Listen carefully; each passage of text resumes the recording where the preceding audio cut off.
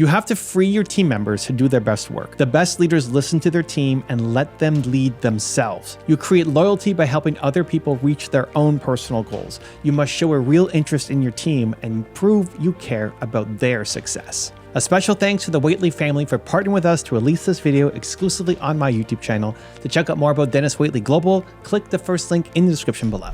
A good way to think of leadership is the process of freeing your team members to do the best work they possibly can. Today's business team members say they want more than anything else the autonomy to do their jobs without the boss's interference. In the new century, it's already clear that the CEOs of our best-run companies believe that the more power leaders have, the less they should use. The job of the team leader is to set a mission, decide upon a strategic direction, achieve the necessary cooperation, delegate authority, and then let people innovate. The key to authentic leadership is to listen to your followers and then open the door for them to lead themselves. The secret is empowerment. The main incentive is genuine caring and recognition. The 5 most important words a leader can speak are, "I am proud of you." The 4 most important are, "What is your opinion?" The 3 most important are, "If you please." The 2 most important are, "Thank you." And the most important single word of all is you. To motivate individuals over an extended period of time, it's important to understand the psychology of human motivation. Basically, motivation can be external or internal, as we've discussed before. External motivation pulls you forward by some tangible reward that you'll attain by taking action. Internal motivation means doing something because it inspires your own sense of inner self-worth and contribution to society. While both are important to achievement, intrinsic or internal motivation creates long-term commitment and loyalty more than simply the promise of external rewards. There are, of course, many successful entrepreneurs who are more money motivated than in changing the world. And there are equally as many successful entrepreneurs who are predominantly interested in improving the quality of life for others and who reap great financial rewards as a byproduct of this vision of service. We all want financial security. We all want to determine our own destinies, and most of us are motivated by material or external accomplishments to measure our success. However, money alone generally will not sustain loyalty or motivation. There is a plateau or burnout point when money no longer motivates because of a certain comfort level that's been reached. Loyalty requires an inner force that compels commitment after standard of living needs have been met. Far too many people have disconnected their personal mission in life from their business or profession. The primary step in promoting loyalty is helping others define and pursue their own magnificent obsessions. A magnificent obsession is the way you want to live, not just the things you want to own. It is the person you want to be, not just the title you want after your name or on your business card. A magnificent obsession is the mindset that you have, not the degrees that you earn. It's the worldview that you claim as your own, not the collection of stamps in your passport or photos in an album. Your magnificent obsession will cover all areas of your life, including how you want to live, how you want to think, work, play, grow, create, worship, and to spend your precious hours and your days and your years upon this earth. If it weren't for money, time, and personal responsibilities, what would you really love to do with your life? What do you really get excited about? 5 years from now, what will your days be like? What will you be doing? Where will you focus your professional work on? How will you be spending your time? With whom will you be spending your time? Great leaders create loyalty by aligning their own visions for the future with the specific goals of their followers. This doesn't mean convincing others to follow the leader's vision. It does mean helping others define and reach their own individual magnificent obsessions via the same vehicle or business plan. Show a genuine interest in your team members' personal goals and interests, as well as their professional performance evaluations, and convince them by your actions that you have their interest and their success in mind, not your own selfish motives, which you're accomplishing through them. Keep your promises. All true loyalties and long-term relationships are based on mutual trust. Break the trust, and you break the relationship. Integrity is the cement that solidifies loyalty no matter what obstacles occur along the way.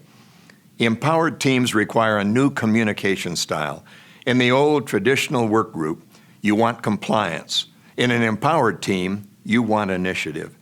Directional communication, which is announcing decisions, issuing orders, inhibits team input. If the team leader or supervisor is still using boss language, the team gets the message that they're being told what to do. Managers of empowered teams need to learn to ask open-ended questions and develop the skill of truly listening to the answers. Listening is a lost art which must be rediscovered. Few people really listen to others, usually because they're too busy thinking about what they want to say next. In business transactions, clear communication is often colored by power plays, one-upsmanship, and attempts to impress rather than to express. In our work as well as our personal lives, how we listen is at least as important as how we talk. Genuine listening to what others want would allow more sales to be made, more deals to be closed, and greater productivity to be gained. Although it's not always necessary or possible to satisfy those wants, understanding them is the glue of a relationship. Not paying value by listening is a way of saying, "You're not important to me." The results are reduced productivity. I don't count here, so why should I even try? Employee turnover. Who wants to work at a place where I don't feel valued? Absenteeism. I'm just a cog in the wheel, only noticed when I make a mistake. Retaliation. They're only listening to me when the griping gets loud enough. And lost sales. They don't seem to understand what I need. And dangling deals. I can't get through to them. It's like talking to a brick wall. Genuine listening can cure a remarkable range of supposedly intractable problems.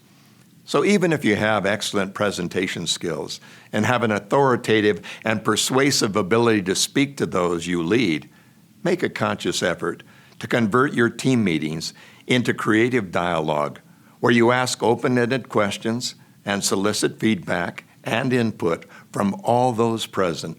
Everyone can be a useful source of ideas. The people closest to the problem usually have the best ideas. Learning flows up as well as down in the organization, and nothing is sacred except the governing vision and values. The process of open dialogue improves performance. The more information people can access, the better. And most importantly, don't view any suggestion or comment from the group as inane, silly, or irrelevant.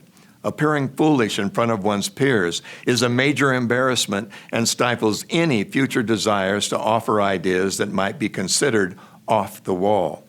The most common mistake in communication is saying what you want to say rather than what they need to hear, and then listening to what they have to offer. It's rightly been said that you can get more people to vote for you in 20 minutes by showing interest in them than you can in 20 weeks by showing how interesting you are. When you think back in your life to the people that you love and respect most, they've been the ones who've been there for you in person, day in and day out, no matter what.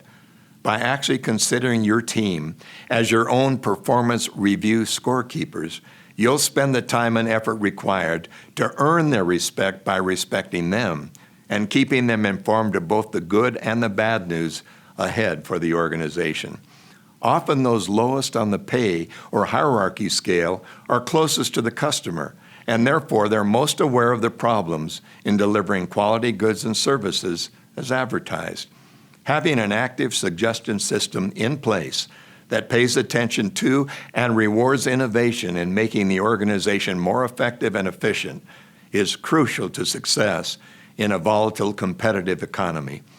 David Ogilvy, founder of the giant advertising agency Ogilvy and Mather, used to give each new manager a Russian doll, which contained 5 progressively smaller dolls inside.